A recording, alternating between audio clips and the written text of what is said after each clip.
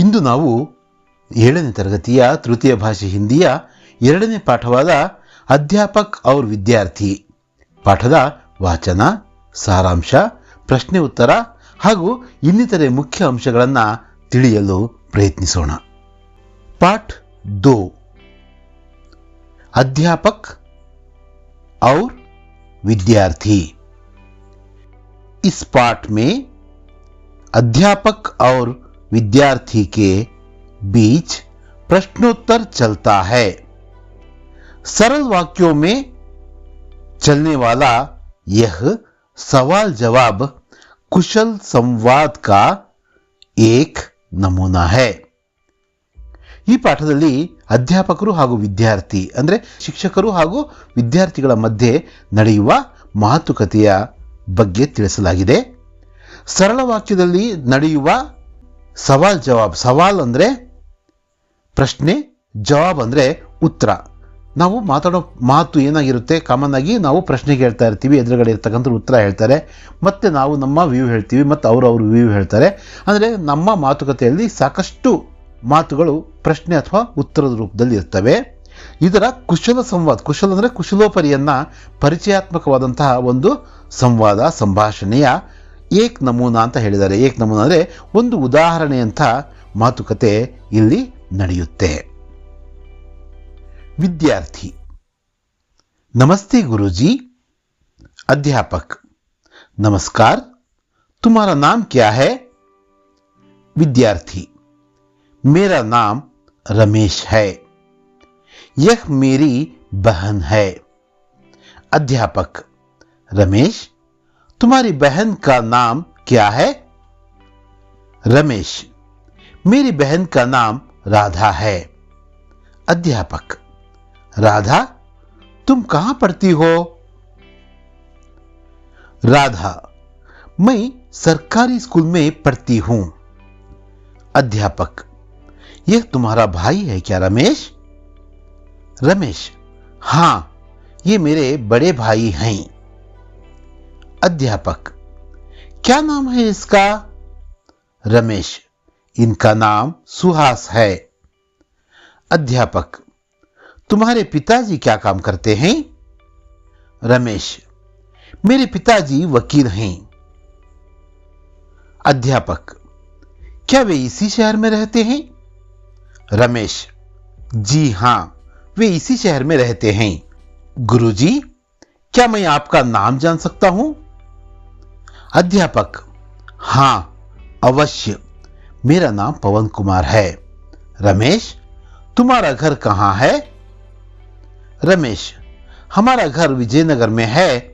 आपका घर कहां है गुरुजी? अध्यापक: मेरा घर भी विजयनगर में है. तुम कभी मेरे घर आना बेटा. रमेश: हां गुरुजी, जरूर आऊंगा. अध्यापक: अच्छा चलो, देर हो रही है. रमेश: धन्यवाद गुरुजी, नमस्ते. ಮೊದಲೇ ಮಾತಾಡದಂಗೆ ಇದು ವಿದ್ಯಾರ್ಥಿಗಳು ಹಾಗೂ ಅಧ್ಯಾಪಕರ ಮಧ್ಯೆ ನಡೆಯುವ ಮಾತು. ಹೊಸದಾಗಿ ಅಧ್ಯಾಪಕರು ಅಥವಾ ವಿದ್ಯಾರ್ಥಿಗಳು ಆ ಶಾಲೆಗೆ ಬಂದಿದ್ದಾರೆ ಅಂತ ನಾವು ಭಾವಿಸೋದಾದರೆ, ವಿದ್ಯಾರ್ಥಿ ಮೊದಲಿಗೆ ಪ್ರಶ್ನೆಯನ್ನು ಕೇಳ್ತಿದ್ದಾನೆ. ನಮಸ್ತೆ ಗುರೂಜಿ ಅಂತ ನಮಸ್ಕರಿಸುವುದರೊಂದಿಗೆ ಆತ ಮಾತನ್ನು ಆರಂಭಿಸ್ತಾ ಇದ್ದಾನೆ. ಅದಕ್ಕೆ ಅಧ್ಯಾಪಕರು ಏನು ಹೇಳ್ತಿದ್ದಾರೆ? ನಮಸ್ಕಾರ, ತುಮಾರಾ ನಾಮ್ ಕ್ಯಾ ಹೈ? ನಮಸ್ಕಾರ, ನಮಸ್ಕಾರಕ್ಕೆ ಪ್ರತಿ ನಮಸ್ಕಾರವನ್ನು ಹೇಳಿ ಅಧ್ಯಾಪಕರು, ಶಿಕ್ಷಕರು ಏನು ಹೇಳ್ತಿದ್ದಾರೆ? ನಿನ್ನ ಹೆಸರೇನಪ್ಪ ಅಂತ ಕೇಳ್ತಿದ್ದಾರೆ. ಅದಕ್ಕೆ ವಿದ್ಯಾರ್ಥಿ ಏನು ಹೇಳ್ತಿದ್ದಾನೆ? ಮೇರಾ ನಾಮ್ ರಮೇಶ್ ಹೈ, ನನ್ನ ಹೆಸರು ರಮೇಶ್ ಅಂತ ಗುರುಗಳೇ ಅಂತ ಹೇಳ್ತಿದ್ದಾನೆ.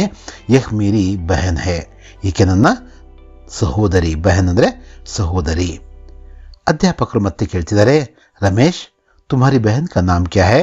ಏನಪ್ಪ ನಿನ್ನ ಸಹೋದರಿಯ ಹೆಸರು, ನಿನ್ನ ಸಿಸ್ಟರ್ ಹೆಸರೇನು ಅಂತ ಕೇಳ್ತಿದ್ದಾರೆ. ಅದಕ್ಕೆ ರಮೇಶ್, ಮೇರಿ ಬಹನ್ ಕಾ ನಾಮ್ ರಾಧಾ ಹೈ, ನನ್ನ ತಂಗಿಯ ಹೆಸರು ರಾಧಾ ಅಂತ ಆತ ತನ್ನ ತಂಗಿಯ ಪರಿಚಯವನ್ನು ಮಾಡಿಸ್ತಿದ್ದಾನೆ. ಅದಕ್ಕೆ ಅಧ್ಯಾಪಕರು ಏನು ಕೇಳ್ತಿದ್ದಾರೆ? ರಾಧಾ, ತುಮ್ ಕಹಾ ಪಡ್ತಿ ಹೋ? ನೀನು ಎಲ್ಲಿ ಓದ್ತಿದ್ಯಮ್ಮ? ಯಾವ ಶಾಲೆಯಲ್ಲಿ ಓದ್ತಿದೀಯಾ ಅಂತ ಅವರು ಕೇಳಿದರು. ಮೈ ಸರ್ಕಾರಿ ಸ್ಕೂಲ್ ಮೇ ಪಡ್ತಿ ಹೂँ, ನಾನು ಸರ್ಕಾರಿ ಶಾಲೆಯಲ್ಲಿ ಓದ್ತಾ ಇದ್ದೀನಿ ಗುರುಗಳೇ ಅಂತ ರಾಧಾ ಹೇಳ್ತಾಳೆ. ಅದಕ್ಕೆ ಅಧ್ಯಾಪಕರು, ಯಹ್ ತುಮಾರಾ ಭಾಯಿ ಹೈ ಕ್ಯಾ ರಮೇಶ್? ಪಕ್ಕದಲ್ಲಿ ಇನ್ನೊಬ್ಬ ವಿದ್ಯಾರ್ಥಿ ಇದ್ದಾನಲ್ವಾ, ಆತನ ಕಡೆ ಗಮನ ಹರಿಸಿ ಈತ ನಿಮ್ಮ ಸಹೋದರನ ಅಂತ ರಮೇಶ್ಗೆ ಪ್ರಶ್ನೆಯನ್ನು ಕೇಳ್ತಾ ಇದ್ದಾರೆ. ಅದಕ್ಕೆ ರಮೇಶ್, ಹಾಂ ಈ ಮೇರೆ ಬಡೇ ಭಾಯಿ ಹೇ, ಹೌದು ಇವರು ನನ್ನ ಅಣ್ಣ. ಬಡೇ ಭಾಯಿ ಅಂದರೆ ಅಣ್ಣ, ಛೋಟೆ ಭಾಯಿ ಅಂದರೆ ತಮ್ಮ, ಭಾಯಿ ಅಂದರೆ ಬ್ರದರ್ ಅಥವಾ ಸಹೋದರ. ಅಧ್ಯಾಪಕರು ಕ್ಯಾ ನಾಮ ಹೇ ಇಸ್ಕಾ, ಆತನ ಹೆಸರು ಕೂಡ ರಮೇಶ್ನಲ್ಲೇ ಕೇಳಿ ತಿಳ್ಕೊಳ್ತಾ ಇದ್ದಾರೆ. ಏನು ಹೆಸರು ಒಂದು ಅಂತ ಕೇಳಿದರು. ಅದಕ್ಕೆ ರಮೇಶ್, ಇನ್ಕಾ ನಾಮ್ ಸುಹಾಸ್ ಹೇ, ಇವರ ಹೆಸರೇನು ಸುಹಾಸ್ ಅಂತ ರಮೇಶ್ ತನ್ನ ಅಣ್ಣನ ಪರಿಚಯವನ್ನು ಶಿಕ್ಷಕರಲ್ಲಿ ಮಾಡಿಸ್ತಾ ಇದ್ದಾನೆ. ಅಧ್ಯಾಪಕರು ಅದಕ್ಕೆ ಕೇಳ್ತಿದ್ದಾರೆ, ತುಮಾರಿ ಪಿತಾಜಿ ಕ್ಯಾ ಕಾಮ್ ಕರ್ತೆ ಹೇ, ನಿಮ್ಮ ತಂದೆ ಏನು ಕೆಲಸ ಮಾಡ್ತಿದ್ದಾರಪ್ಪ ಅಂತ ಅವರು ಪ್ರಶ್ನೆಯನ್ನು ಕೇಳಿದರು. ಅದಕ್ಕೆ ರಮೇಶ್, ಮೇರೆ ಪಿತಾಜಿ ವಕೀಲ್ ಹೇ, ನನ್ನ ತಂದೆಯವರು ವಕೀಲರು, ಲಾಯರ್ ಅವರು, ಅಡ್ವೊಕೇಟ್ ಅಂತ ಹೇಳಿದರು. ಅದಕ್ಕೆ ಅಧ್ಯಾಪಕ, ಕ್ಯಾ ವೆ ಇಸಿ ಶಹರ್ ಮೇ ರಹತೆ ಹೇ, ಅವರು ಪ್ರಾಕ್ಟೀಸು ಈ ನಗರದಲ್ಲೇ ಮಾಡ್ತಾರಾ ಅಂತ ಕೇಳಿದರು. ರಮೇಶ್, ಜಿ ಹಾಂ, ಹೌದು, ಜಿ ಹಾಂ ಅಂದರೆ ಹೌದು, ವೇ ಇಸಿ ಶಹರ್ ಮೇ ರಹತೆ ಹೇ, ಹೌದು ಅವರು ಇದೇ ನಗರದಲ್ಲಿ. ಶಹರ್ ಅಂದರೆ ಏನು, ನಗರ. ಗುರುಜಿ ಕ್ಯಾ ಮೈ ಆಪ್ಕಾ ನಾಮ್ ಜಾನ್ ಸಕ್ತಾ ಹೂಂ, ತನ್ನ ಹೆಸರು, ತನ್ನ ಅಣ್ಣನ ಹೆಸರು, ತನ್ನ ಸಹೋದರಿಯ ಹೆಸರು ಹೇಳಿದಾದ್ಮೇಲೆ ರಮೇಶ್ ಏನು ಮಾಡ್ತಿದ್ದಾನೆ, ನಿಮ್ಮ ಹೆಸರು ನಾನು ತಿಳ್ಕೊಬಹುದಾ ಅಂತ ಎಷ್ಟು ಪೊಲೈಟಾಗಿ ತನ್ನ ಅಧ್ಯಾಪಕರ ಹತ್ರ ಕೇಳ್ತಿದ್ದಾರೆ ನೋಡ್ರಿ. ಅಧ್ಯಾಪಕರು ಹೇಳ್ತಿದ್ದಾರೆ, ಹಾಂ ಹೌದು ಸರಿ, ಅವಶ್ಯ ಕೇಳ್ಬೋದು, ನೀನು ಅವಶ್ಯಕವಾಗಿ ನೀನು ನನ್ನ ಹೆಸರು ಕೇಳ್ಬೋದು.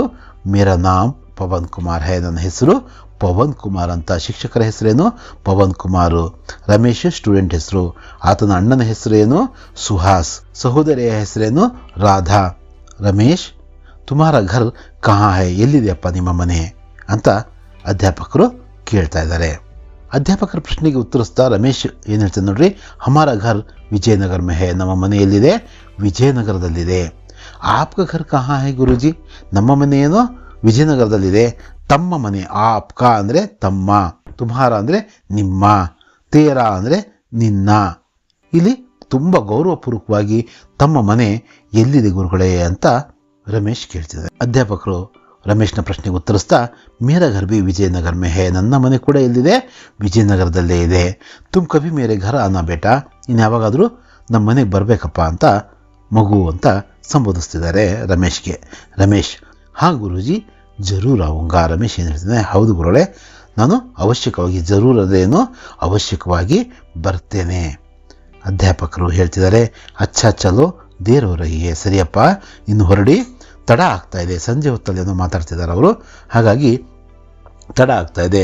ದೇರ್ ಅಂದರೆ ತಡ ಅಂತ, ಹೊರಡಿ ಅಂತ ಹೇಳ್ತಿದ್ದಾರೆ.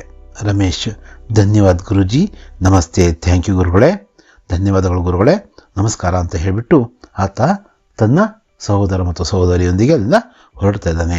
ಇದು ಪಾಠದ ಸಂಕ್ಷಿಪ್ತ ಪರಿಚಯ. ಈಗ ನಾವೇನು ಮಾಡೋಣ, ಇದರ ಪ್ರಶ್ನೆ ಉತ್ತರ ಎರಡಿದಾವೆ ನೋಡ್ರಿ. ಇಲ್ಲಿ सोचो और बताओ, उत्तर लिखो, पढ़ो समझो और लिखो, जोड़ कर लिखो, ಮತ್ತು ಸಹಿ और ಗಲತ್, ಸರಿ ಮತ್ತು ತಪ್ಪು. ಇದನ್ನು ಕನ್ನಡ ಅಥವಾ ಇಂಗ್ಲೀಷಲ್ಲಿ ಇವುಗಳ ಅರ್ಥವನ್ನು ಬರೀರಿ, ಸಂಯುಕ್ತ ಅಕ್ಷರಗಳನ್ನು ಬರೀರಿ ಅಂತ ಕೇಳಿದ್ದಾರೆ. ಮತ್ತು ಅವನ್ನೇ ಇನ್ನೊಂದ್ಸಲ ನಾವು ಸ್ವಂತವಾಗಿ ಬರೆಯೋದನ್ನು ಕೂಡ ಇಲ್ಲಿ ಕೇಳಲಾಗಿದೆ. ಇವನ್ನೆಲ್ಲವನ್ನು ಕೂಡ ನಾವೇನು ಮಾಡೋಣ, ಈಗ ಒಂದೊಂದಾಗಿ ಬಿಡಿಸ್ತಾ ಹೋಗೋಣಂತೆ. ಸೋಚೋ ಅವ್ರ ಬತಾವೋ ಅಂತ ಕೇಳಿದ್ದಾರೆ ಇಲ್ಲಿ. ರಮೇಶ್ ಕಿ ಬೆಹನ್ ಕಾ ನಾಮ್ ಕ್ಯಾ ಹೈ, ರಮೇಶ್ನ ತಂಗಿಯ ಹೆಸರೇನು ಅಥವಾ ಸಹೋದರಿಯ ಹೆಸರೇನು ಅಂತ ಕೇಳಿದ್ದಾರೆ. ಏನು ಹೆಸರು, ರಾಧಾ ತಾನೆ. ರಮೇಶ್ ಕಿ ಬೆಹನ್ ಕಾ ನಾಮ್ ರಾಧಾ ಹೈ.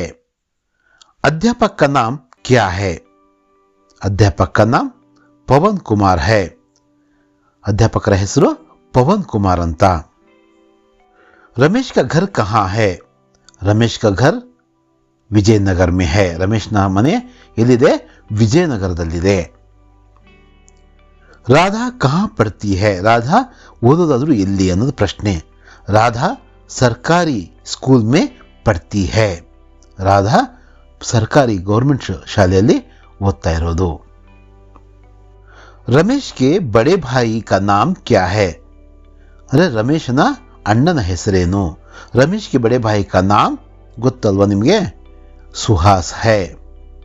ಅಧ್ಯಾಪಕ ಕಾ ಘರ್ ಕಹಾ ಹೈ, ಅಧ್ಯಾಪಕ ಕಾ ಘರ್ ವಿಜಯನಗರ ಮೇ ಹೈ. ನಾಲ್ಕನೇ ಪ್ರಶ್ನೆ ಏನು, ರಮೇಶ್ ಕೆ ಪಿತಾಜಿ ಕ್ಯಾ ಕಾಮ್ ಕರ್ತೆ ಹೈ, ರಮೇಶ್ ಕಿ ಪಿತಾಜಿ ವಕೀಲ್ ಹೇ. ರಮೇಶ್ನ ತಂದೆ ಏನು ಕೆಲಸ ಮಾಡ್ತಾರೆ? ಅವರು ವಕೀಲರು. ಅದನ್ನು ನಾವಿಲ್ಲಿ ಬರಿಬೇಕು. ಪಢೋ ಸಮझो और लिखो ಅಂತ ಇಲ್ಲಿ ಕೇಳಿದ್ದಾರೆ. ಏನಿಲ್ಲ, ಇಲ್ಲಿರೋದನ್ನ ಹೇಗಿದೆಯೋ ಹಾಗೆ ಬರೀತಕ್ಕಂಥದ್ದು.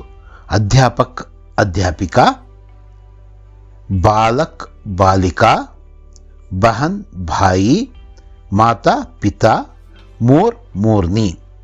ಅಧ್ಯಾಪಕ್ ಪುಲ್ಲಿಂಗ ರೂಪ, ಅಧ್ಯಾಪಿಕಾ ಶಿಕ್ಷಕ ಶಿಕ್ಷಕಿ, ಬಾಲಕ್ ಬಾಲಿಕಾ ಅಂದರೆ ಬಾಲಕ್ ಅಂದರೆ ಹುಡುಗ, ಬಾಲಿಕಾ ಅಂದರೆ ಹುಡುಗಿ, ಬಹನ್ ಅಂದರೆ ಸಹೋದರಿ, ಭಾಯಿ ಅಂದರೆ ಸಹೋದರ, ಮಾತಾ ಅಮ್ಮ, ಪಿತಾ ಅಪ್ಪ, ಮೋರ್ ಗಂಡು ನವಿಲು, ಮೋರ್ನಿ ಹೆಣ್ಣು ನವಿಲು. ಜೋಡ್ಕರ್ ಲಿಖೋ ಅಂತ ಕೇಳಿದ್ದಾರೆ ನೋಡ್ರಿ. ಗುರೂಜಿ ಪಾಠಶಾಲಾ, ಗುರುಜಿ ಪಾಠಶಾಲಾ, ವಕೀಲ್ ನ್ಯಾಯಾಲಯ,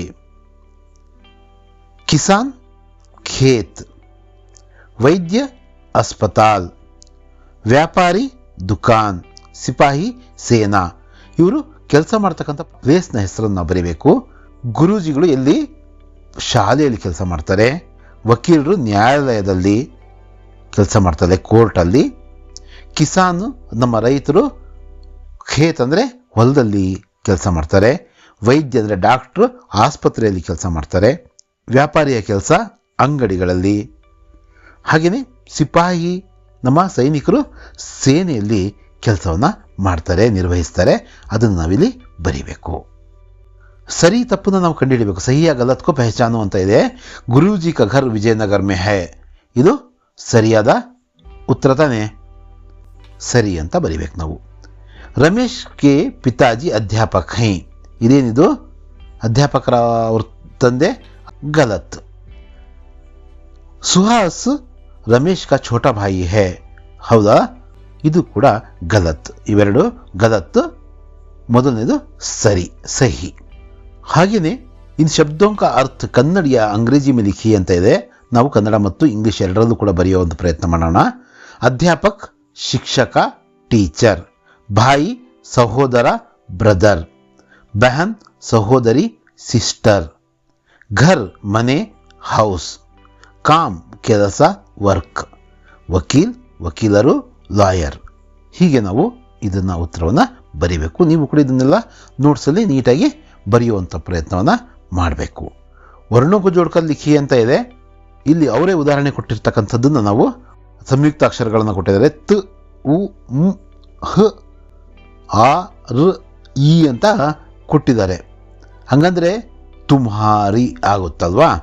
ಹಾಗೆಯೇ ಎರಡನೇದು ಸ್ಕೂಲ್, ಮೂರನೇದು ಕೃಪಾಲು, ನಾಲ್ಕನೇದು ಕಸೈಲ, ಐದನೇದು ಅಂತತಃ, ಆರನೇದು ತ್ರಿಕೋಣ್, ಏಳನೇದು ನೋಡ್ರಿ ಆ ಇದೆ, ಶ ಇದೆ, ರ ಇದೆ, ಅ ಇದೆ, ಯ ಮತ್ತು ಅ, ಆಶ್ರಯ್, ಸ್ತಂಭ, ಮುರ್ಗಾ, ಧರ್ಮ, ಅಧ್ಯಾಪಕ್, ವಿದ್ಯಾರ್ಥಿ. ಇವನ್ನ ಬಿಡಿಸಿ ಬರೆದ್ರೆ ಹೀಗೆ ಬರೀಬೇಕು. ಇವನ್ನ ಜೋಡಿಸಿ ನಾವು ಹೀಗೆ ಬರಿತೀವಿ. ಅಧ್ಯಾಪಕ್ ಅನ್ನೋದರಲ್ಲಿ ಅ ಧ ಅ ಆ ಪ ಅ ಕ ಪ್ಲಸ್ ಆ ಇವೆಲ್ಲ ಸೇರಿ ಅಧ್ಯಾಪಕ ಆಗಿದೆ ಅಂತಕ್ಕಂಥದ್ದನ್ನು ನಾವು ಅರ್ಥಕೋಬೇಕು. ಆ ಕಾರಣದಿಂದ ಈ ಉದಾಹರಣೆಗಳನ್ನು ನಮಗಿಲ್ಲಿ ಕೊಡಲಾಗಿದೆ. ಹಾಗೆ ನಮಗೊಂದು ಅಷ್ಟು ವರ್ಕ್ ಕೊಟ್ಟಿದ್ದಾರೆ. ವರ್ಣೋಕು ಜೋಡ್ಕರ್ ಲಿಖಿ ಅಂತ.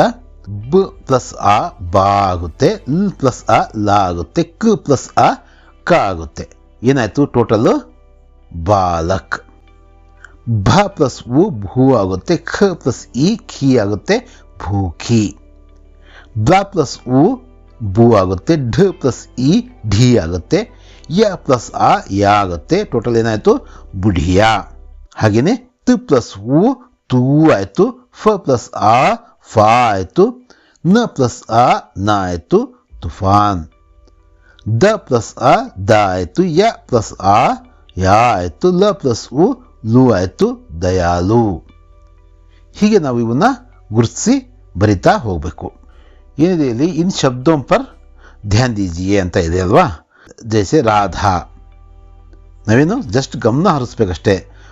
ರಾಧಾ ಹೀಗೆ ಬರಿತೀವಿ. ರಮೇಶ್, ಘರ್, ಸರಿತ್, ವಿದ್ಯಾರ್ಥಿ, ವಿಜಯನಗರ್, ವಕೀಲ್.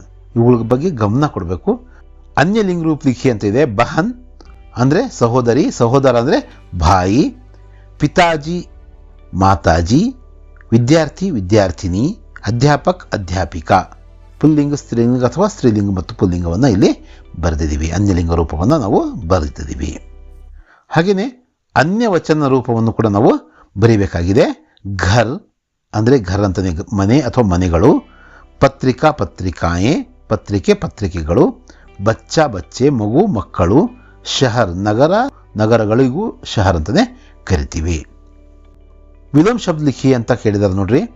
ಬಡ ಅಂದರೆ ದೊಡ್ಡದು, ಛೋಟ ಅಂದರೆ ಚಿಕ್ಕದು, ಅಚ್ಛ ಅಂದರೆ ಒಳ್ಳೆಯದು, ಬುರ ಅಂದರೆ ಕೆಟ್ಟದ್ದು, ಸುಖ್ ಅಂದರೆ ಸುಖ ಅದಕ್ಕೆ ಆಪೋಸಿಟ್ ವರ್ಡ್ ದುಃಖ, ದೂರ ಅಂದರೆ ದೂರ, ಹತ್ತಿರಕ್ಕೆ ಪಾಸ್ ಅಂತ ಕರಿತೀವಿ.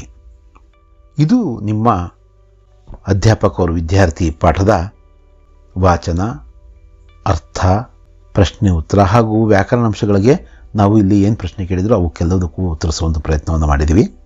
ಮಕ್ಕಳು ಇದನ್ನು ಒಂದಲ್ಲ ಎರಡು ಸಲ ಅಭ್ಯಾಸ ಮಾಡಿ ನೀಟಾಗಿ ಬರೆದು ನೀವು ಮುಂದಿನ ಪಾಠಕ್ಕೆ ಪ್ರಿಪೇರ್ ಆಗಿ. ಧನ್ಯವಾದಗಳು. ಜೈ ಹಿಂದ್.